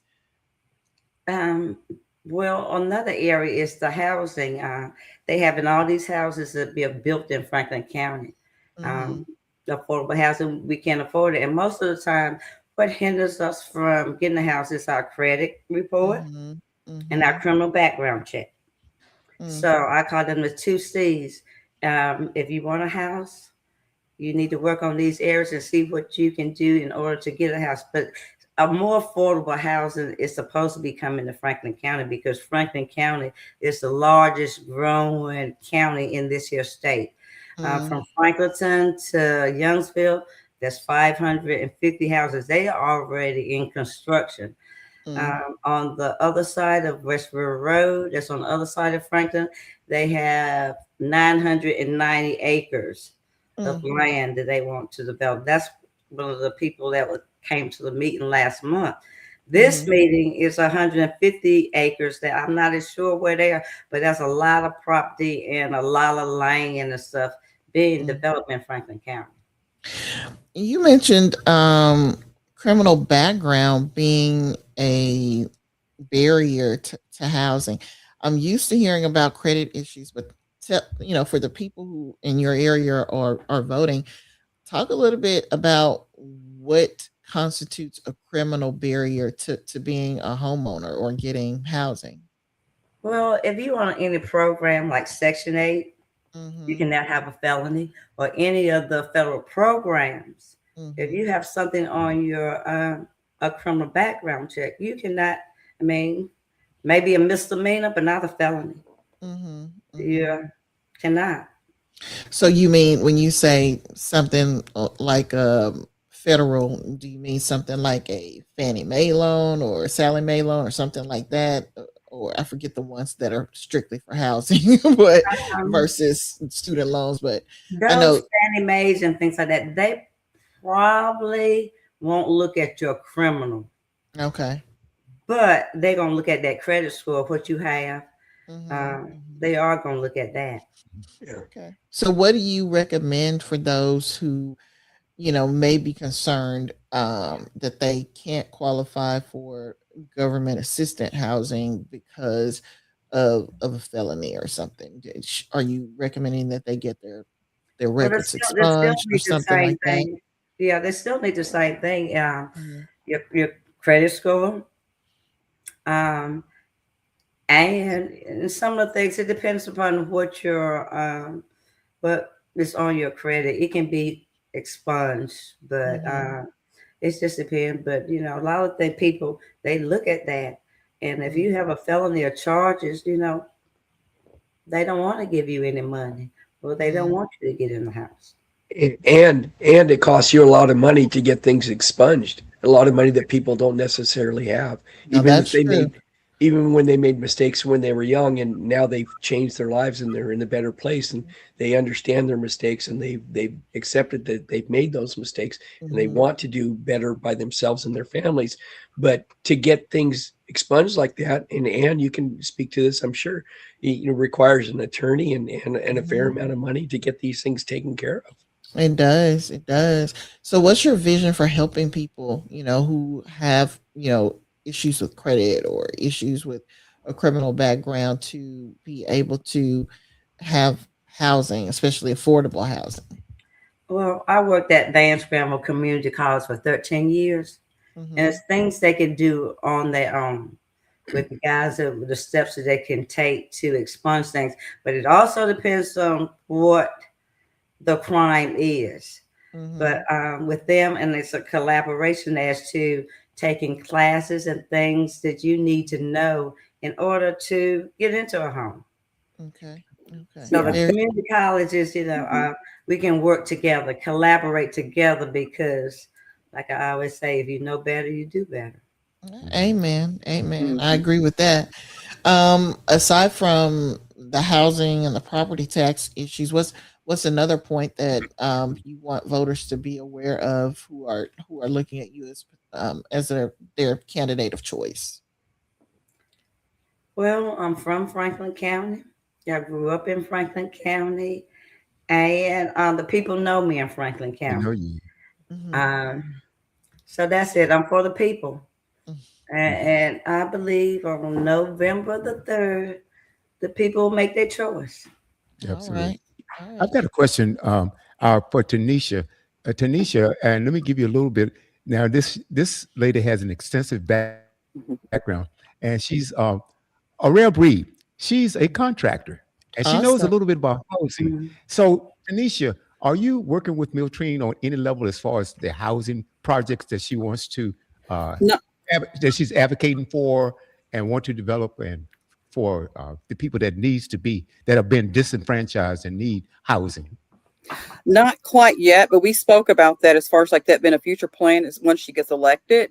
So we're going to try to facilitate that once that takes place to try to find like grant money or bonds or things like that to be able Mm, to help with affordable housing in that area. And I know we have spoken too about the, giving incentives for the school teachers to stay in Franklinton County too as well, because that's also been an issue too as well, because a lot of school teachers in public education are leaving out. So that was also part of our plan too, is to develop some type of programs or some type of housing products or some type of forgivable loans or something like that to be able, or deeds to be able to grants or be able to allow the teachers or any of the educators to be able to stay in Franklinton County. mhm. Awesome. Miltrine, as far as you and I, we've spoken a few times, and your approach to politics seems to be different than your counterparts. Kind of talk to us about your approach. Like I said, I'm for the people, and they're not Hmm. approachable. The people feel like they can't approach them, they can't talk to them. So that is my main objective. As a matter of fact, before I came here today, down home North Carolina, we had our 1 year anniversary. So a lot of the, people came out. So the town managers came to me. He said, "Oh, I've been seeing you at the meetings. Maybe we can meet one day and have lunch." So I said, "That's fine. Now Hmm. you need to discuss, so we can maybe tie in together, because that's what it's going to take. It's not just going to take the county commissioners. It's going to take the city council. It's going to take the school system. It's going to take everybody to work together to in order to see some changes made in Franklin County. And going back to the school system, going back to the first question when I was talking about, yes, the public education system is in turmoil. They're trying to now to dismantle the education department and turn it over to the justice. And so that's going to be horrible. So y'all talking about robots. Oh, It really might happen, because I know in North Carolina, the teacher pay is 33%. Teachers pay in North Carolina. And they can't afford some of these things on the pay of, from that. I don't know. I think maybe what the exact pay is, but they rank 33% in pay in Wow. North Carolina. that is crazy. And speaking of education, a lot of people don't realize, but the school board is vitally important to the success of your school system. I mean, of the education progress in the schools. What's your approach to the school boards, and what are you guys doing there to get the right people on the school board? Because many people they'll vote in your national elections. A lot of people bypass the local elections. Let's talk about the Right. importance of that. Okay, and what are you guys doing? What are you doing as far as your approach to the school boards to get the right people in there? Well, down home North Carolina, what they do is they contact or choose or working class people for different office. So every year when there's a campaign coming up, down home like to put their people in those office. Hmm. So that's why I kind of came. As a matter of fact, I was approached the first to run for the Board of Education. Okay. But that wasn't where, I know, education is important, but that wasn't where my heart was. My heart was out there for the people, because I believe, the people. And education is important. Like you were saying before, children come, if the head is not, and the head is messed up, the housing, food, all those things, you can have the Hmm. best teachers in the world, and the kids not going to learn. So Hmm. Hmm. that is, it's just a hard, it's so many things that's wrong. It's like, where you start from or where do you start at. But they asked me, but that wasn't, that wasn't in my heart to run for Board of Education because I felt like I couldn't make a difference on the Board of Education. The only thing I could do is what I said, a paper pusher and a number crusher. I mean, that's what I felt. And then with the there's so much disarray in the Board of Education election. I'm glad I'm not in that. So and they brought it to me. They said, well, if you run for Board of Education, you have an 85% chance of winning. Okay, but if you run for county commissioner against Harry, you have a 38. I said, I'll take that 38 and change it to 83. So, dyslexic. I feel like, I could make a difference. I don't think I can make a difference on the Board of Education. And that's why I chose, to run for county commissioner instead of Board of Education. Okay. I was because I had a young lady on the show a couple of years ago, and she was running for the Board of Education here in Virginia, and I was astonished. I was astonished because she was saying that nobody that was in there held that office then, or the people that were seeking that office, they had any background because they're in charge of the hiring, the firing, the curriculum, just about everything. Budgeting. And bonuses too. Yeah, they get so bonuses too. Well, if they get a bonus, if the schools do. Amazing. Well, see, a lot of those on there, it's just a launching pad for them to reach a higher office. But I can tell from you're doing this from the heart. You're not trying to gather. And Mike, you and I, we talk about this. A lot of politicians, they want the money, the power, and the fame, and that is not your motivation at all. I can tell after speaking to you a few times that it's come from the heart. You really care about your communities, and we need more people like you running for office. Mike? But the problem is, I'm going to bring you back to myself for a second here. Sorry to be narcissistic about this, but I've been asked to run for political offices in many ways over the decades. And I thought, oh, wow, that's really flattering. Maybe I should do that. Maybe I could do some good. And then the more I delved into being a politician and doing what you had to do to sell your soul to become a politician, to speak. And I just no, I can't do the most amount of good there. I can do more good by doing my job. I can have more of an impact on my slice of the pie. I was taught many years ago that you can't save the world, but you can have an effect on your piece of the pie. And I chose to do it that way rather than getting into politics. And I think I made the right choice for me. And I hope you're making the right choice for you. I hope you're not punishing yourself because, again, I agree with William. I think you've got the right heart and the right head for what you're going about. And I don't see the money, power, and fame in your eyes at all. I see you trying to do the best you can with what you got where you're at. So again, bless you for what you're trying to accomplish. I need that blessing. Amen. Tanisha, questions or comments? Well, I would say feel free to donate to her campaign if you guys like, but or whoever else listening, Right. But I want to kind of just make a note too. I do like Harry. I do know Harry most definitely, but Harry is also known to give out hot dogs. But I did want to tell you, I did want to ask you this question, Miltrain. I've gotten that answer. So I always ask hot dogs. So what will you do on your first day in office? Are you going to tweet? I always ask that. Are you going to change the Constitution? What are you going to do your first day in office once you've been elected? You going to tweet everybody some nonsense? Or are you going to start a war? What are you planning on doing? What's your plan? I don't know. They probably won't let me do but too much because the board consists of 6 Republicans and 1 Democrat. Oh, wow. So it's gerrymandered like I don't know what. But we will see. But my first thing that I would like to do is I want to get a chair, not a metal chair. That's my first thing. Because if I got to make the decisions for my county, I want to be comfortable in making those decisions. I don't want to sit on a metal chair. So that's my first plan. I'm not asking Like, To get a chair.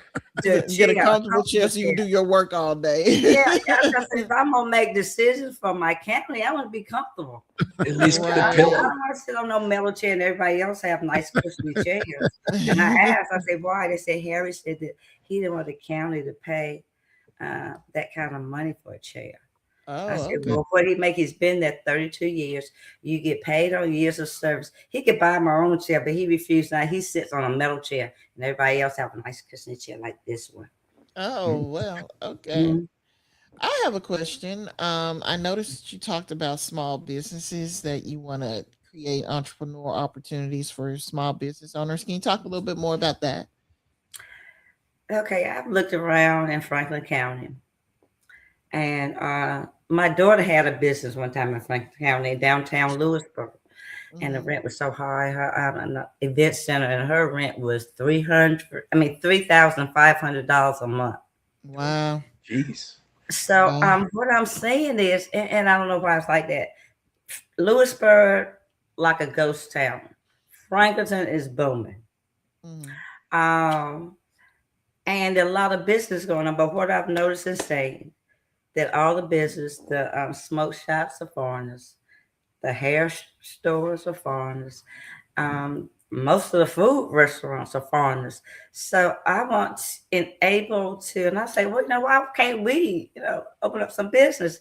So I want to check into that to give, means and opportunity. If you want to start your business, you can, because there's not a whole lot. Let's say we have two Mad Flavor in Lewisburg, that's Black owned and operated, and then we have a sweet shop. That's it Mm, in Lewisburg. mm, And Franklinton, I know the lady downtown with the dessert. She's Black, and there's a couple more others. There's a yoga place that lays Black, and then there is a facial, and she's Black. So Franklin have a lot of African Americans down there, but Lewisburg is just, I don't know, and I want to see that. Would like to see more Black owned operated business in Lewisburg. Now Franklin is good, but mm, Lewisburg, Mm. Boone, the little surrounding areas, precincts, they need mhm. help. Would Okay. would you do a business credit or something like that too for people? Like, would you waive certain application fees or certain like what would you do? Like, would you implement something like Incentive, that too? Huh? Well, incentive wise, yeah. Some type of incentives? Because I have a building downtown Franklinton, downtown commercial building, and you remember yeah, my Franklinton was daughter a been ghost asking town. me about that your building. Okay. Yeah. So I mean, the taxes don't went up too, and the amenities are there, but not the way it should be based off the taxes that I'm paying now. Because it used to be like $200 or $300 now it's up there.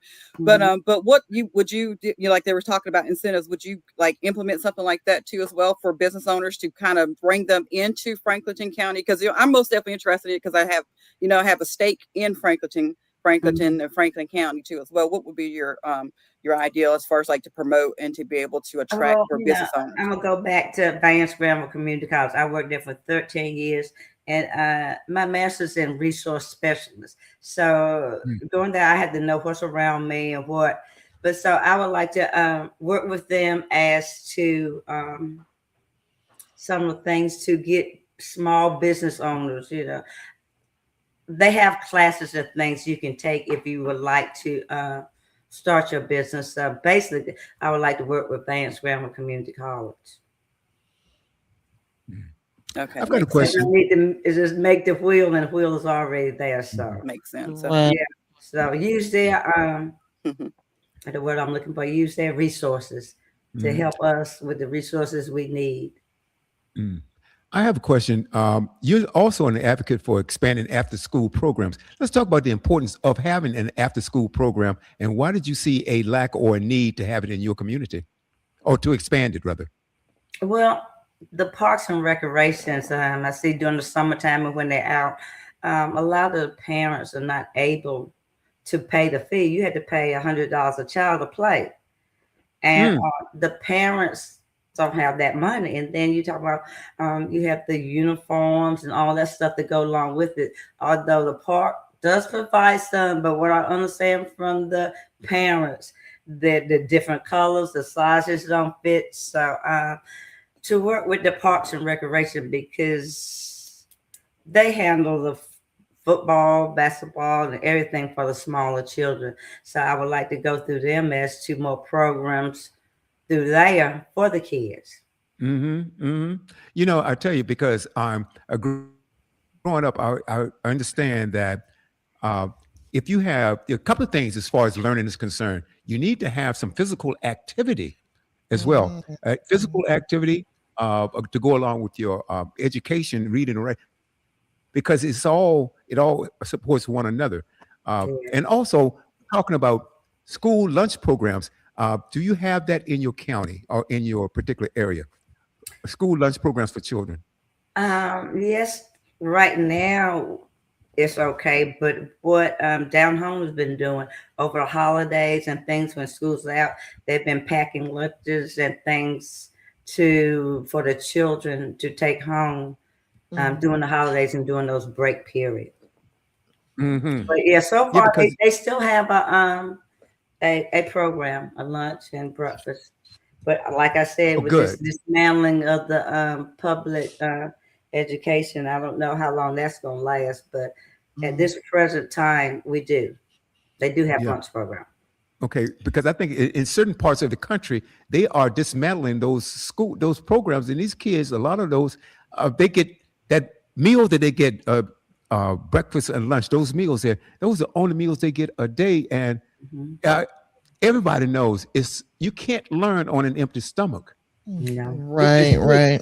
Learn on an empty stomach. So I'm glad that you are doing that for your children. You know, because now your background is in education. I understand.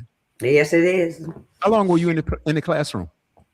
Oh, okay. So Head Start, maybe about 15 years, and then I went to about 10. Then I went to Vance Granville Community College for about 10, and then I retired, and I went back to the school system. But that time I went to a charter school for a year until I turned 65, that I could get my check every month. So, I've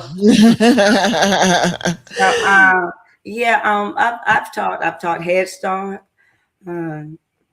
public school, the community college. So I've been in the long range of the education field, and some of my students that were in Head Start, but I went to the community college, I ended up with some of their children, but the children that I had when I was they were in Head Start and pre-K. And when I went to Vance Granville, I ended up with some of those students in my class, the children of the parents that I had. Wow. That's incredible. That's incredible. And if people want to reach you and give you some support, how do they reach you?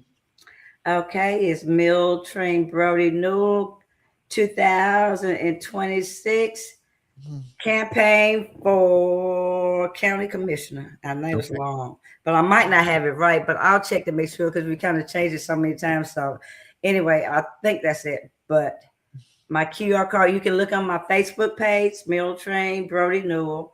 I have my QR code, but I'm not exactly sure about that website. But the next time I'll post it on there so you have the correct one. Yeah, we definitely need that. As a matter Okay. of fact, we can post it right now. So repeat that again. Let's see. And you type faster than I do. This is true. Okay, so repeat that again, and we'll put it up on the screen right now. Okay, And so, it's Miltrain Brody. Is it? Okay. Okay. It's Miltrain Brody Newell hold on just a moment, so I make sure I give it to you right. Okay. Now, what I'm looking at that you sent, William, is Miltrain Brody Newell campaign 2026.com. Okay. It's Miltrain Brody Newell campaign 2026. Okay. Is there a hyphen between Brody Newell? Yes, it is. Okay. So it looks like it's the one that you sent. Yeah, I think it is. Okay. Very good. Very good. Okay. And Miltrain, what was it? I can't believe we only have 5 minutes left to go. What would you like to share with the audience? Now, yes, 1 or 2 or 3 things that you want to share with the audience before we go. Well, thank you for having me on. It's a privilege and an honor when you are recognized by your peers.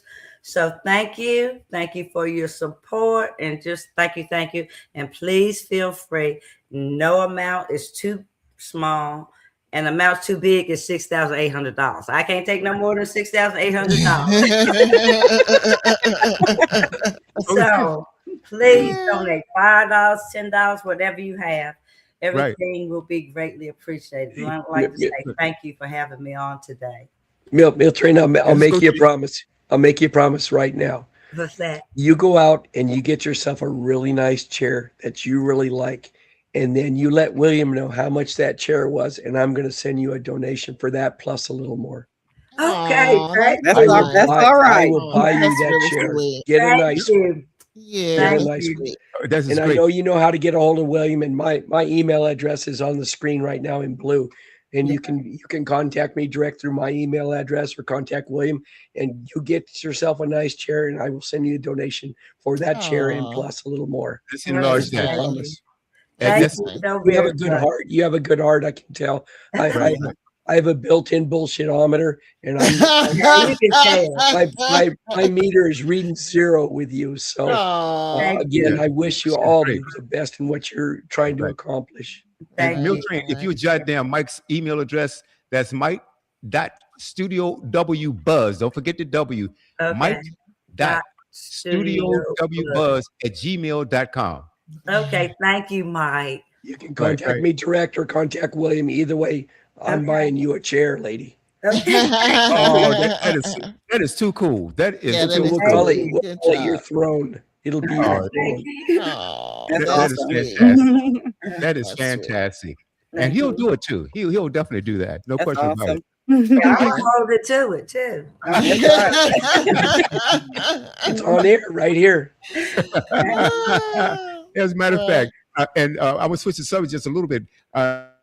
If you like great music, you check out Mike and I, Mad Mike and Wild Will Coast to Coast show on Thursdays at 8:15 p.m. on his network. I think you have all the credentials, the app, the website.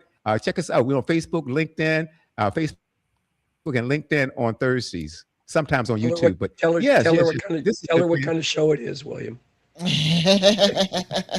Hilarious. It's hilarious. A lot of shenanigans. But no, we play a lot of smooth jazz, R&B, Southern soul, blues. Yeah, it's a variety show as far as genres are concerned. So yeah, we have a really, really, really, really good time on that. So Tanisha, what some final thoughts or words or questions or anything like that? We have a couple of minutes to go. What would you like to say or comment or question, Miltrain? I'm just proud of her, and I just want to, at some point when I get some time, like after my production thing I have in April, I want to put. Have you put your signs out yet? Some of them, yeah. Some okay. We got to get rolling on that too as well. But I'm here.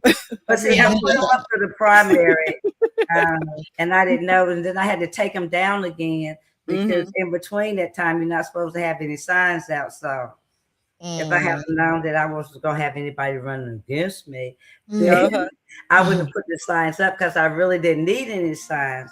But I need to get my name out there anyway, because like I said, I'm running against a man that's been in office for 32 years.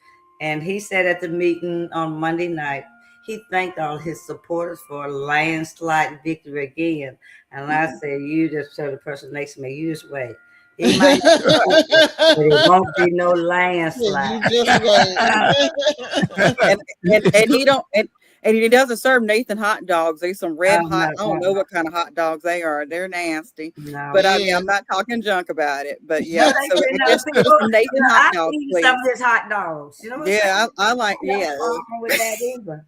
But everybody asked me, they said, "Are you gonna give out hot dogs?" I said, "No, I ain't trying to bait nobody to switch me. I'm running on the policies and procedures. That's me." Right, there you go. Right. There you go. That's better.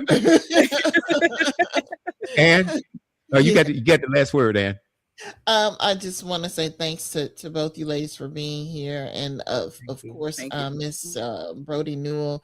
Good luck on your campaign and all of your endeavors. We appreciate your time and speaking to our audience and your potential voters. Thank you. And we will definitely have you back Uh, I would on, love to come back. we, When I, we'll definitely have you back on one of our platforms. We have several Mhm. talk platforms, talk show platforms, and we will definitely have you back. We'll do anything we can to support you. Just let us know. okay, hopefully when I come back, I'll be officially Mrs. County Commissioner at Large. All right, all right. That's Look that's at right. That's And I on want November I 3rd. want a picture. I want a picture of you in your new chair. yes, thank you. that would be nice. Most Yes, definitely. I'm holding you to it. Thank you. I'll make sure you get it. I don't have a problem with Okay. that. All right. I'll probably take Hey, a guys, picture thank of it before I get to officially sit in it. And make sure it looks better than all the rest of theirs. Okay. Right, right. Absolutely, absolutely. And what we're going to do also, like I said, we're going to have you back. Maybe, perhaps, it's up to you. Before your campaign, look close to the campaign, and then right after you win. All right, let's do That that. sounds good to me. Let's do that. Amen. Let me put Amen. your information up real quick. Okay, let's see here. Let's put your information up real quick. And it's been an absolute pleasure. Thank I you. want to thank you too, Tanisha, for coming on with her. Thank So you. let's do this. I have your information here. Let's do that. So we're certainly proud of you. You're doing a great job. I have one last question. Do you have? Is this your goal to do this? And do you have visions of higher